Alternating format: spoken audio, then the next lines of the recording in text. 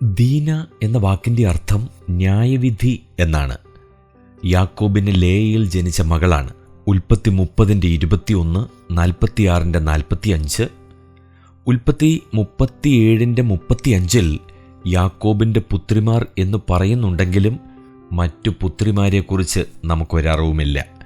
യാക്കോബ് ശേഖേമിൽ പാർക്കുന്ന കാലത്ത് ദീന ദേശത്തിലെ കന്യകമാരെ കാണാൻ പോയി. അപ്പോൾ ദീനയ്ക്ക് 13 മുതൽ 15 വയസ്സുവരെ പ്രായമുണ്ടായിരുന്നിരിക്കണം.